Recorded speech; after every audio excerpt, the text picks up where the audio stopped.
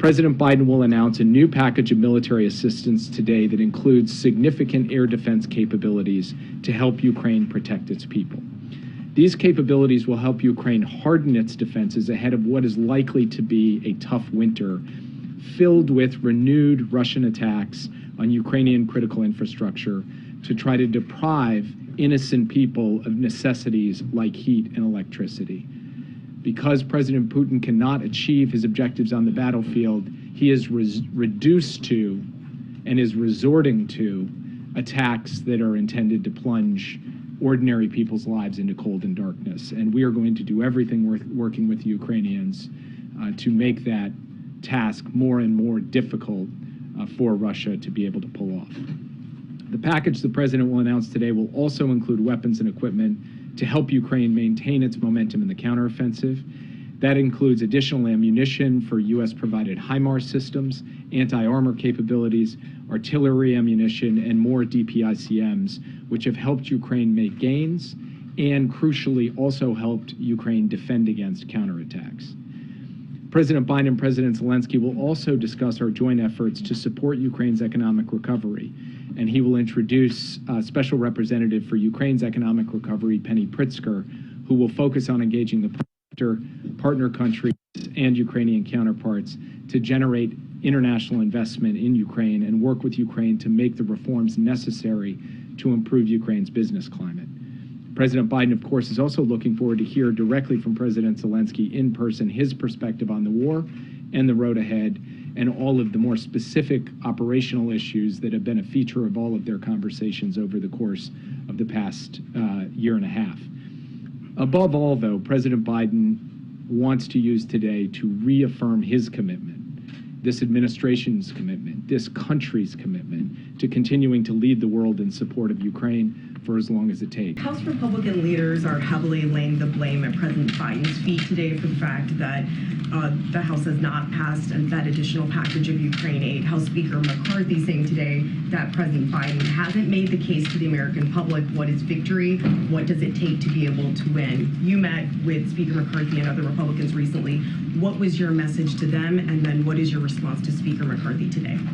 I'm not going to get into a debate with Speaker McCarthy from the podium. I would say that Speaker McCarthy has himself been an advocate for the supply of military assistance to Ukraine, has voted for previous packages, and that Republicans in both the House and Senate, in very large numbers, have been strong advocates and supporters for this. Haven't just wanted to hear the case from us, they've been going out and themselves making the case to their constituents and to the world for why this is so important. And it is that level of bipartisan support that we've seen to date that has sustained the immense and impressive levels of assistance that we've been able to provide to Ukraine. We believe that that will continue because we believe that there is strong majorities on a bipartisan basis in both the House and Senate to provide this aid. You've expressed your confidence that Congress will, in the not-too-distant future, pass the necessary $24 billion in funds that you say are necessary going forward in Ukraine. By what date does that need to occur to not have any impact? What is the urgency and how soon does that need to happen to make sure that there is no let-up in the effort to help support the Ukrainians? Well, just to be clear, the supplemental funding package that we put forward to the Hill was for the period from the end of the fiscal year to the end of the calendar year, basically September 30th to the end of the year. So there's not a single dollar amount that is necessary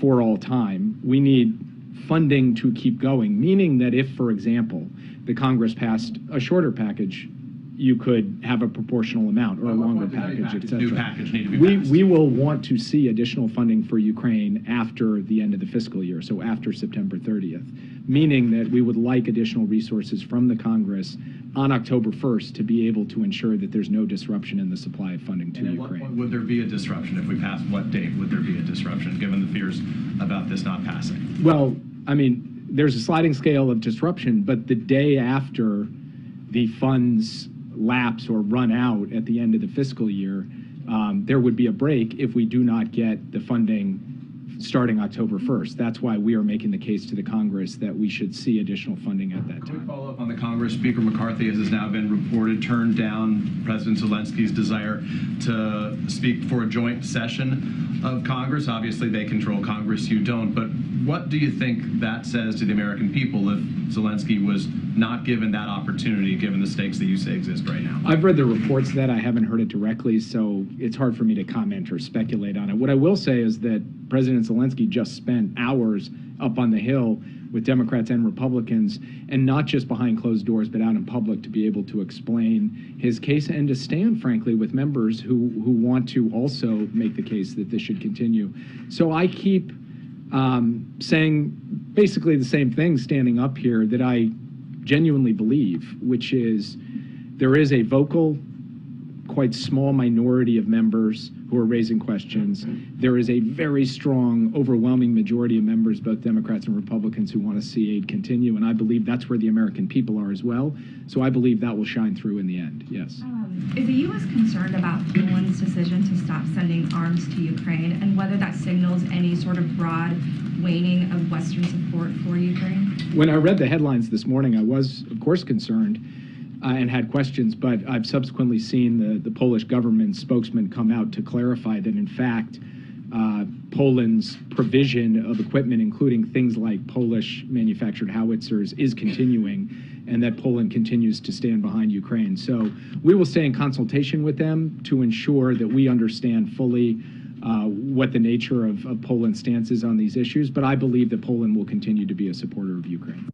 Thank you, Jake. What are you telling congressional leaders about how much more aid is needed to ensure Ukraine can win the war, not just sustain the war, and what timeline are you sharing with them? Well, we've put forward a proposal. We've actually laid out in some detail every element of assistance that we believe is necessary to get us to the end of this year, and then we have begun talking to them about what next year looks like as well. But that's in military support, economic support, humanitarian, energy assistance, and so forth.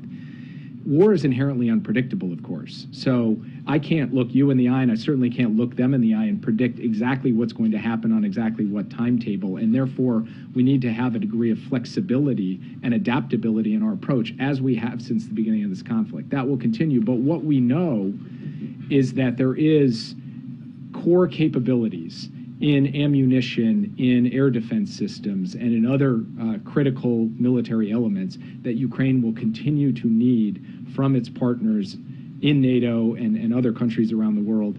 And we, the United States, are committed to making sure they get those.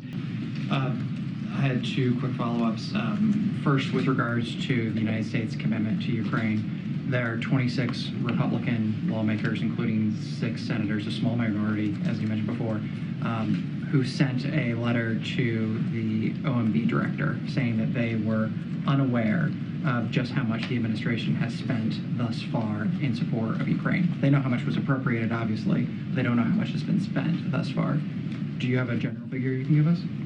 I'm not going to stand here and give a precise figure. What I will tell you is that we have supplied to the Congress every dollar that has been obligated. So if they are unaware, it's because they are not looking at the reports that we are submitting to the Hill. In fact, when I was up on the Hill just a few days ago, I walked through in some detail, and I don't have the notes in front of me, exactly what we had spent in the military space. We've done 47 presidential drawdown packages. We give the dollar figure for every one of them. We've done USAI packages. We give the dollar figure for every one of them. We obligate money under economic support funds. That money is notified to the Hill in a public way. So you all have access to exactly how much we've spent. The Congress has access to exactly how much we've spent. We have not hidden a single thing on this, and I find the claim in that letter somewhat bizarre.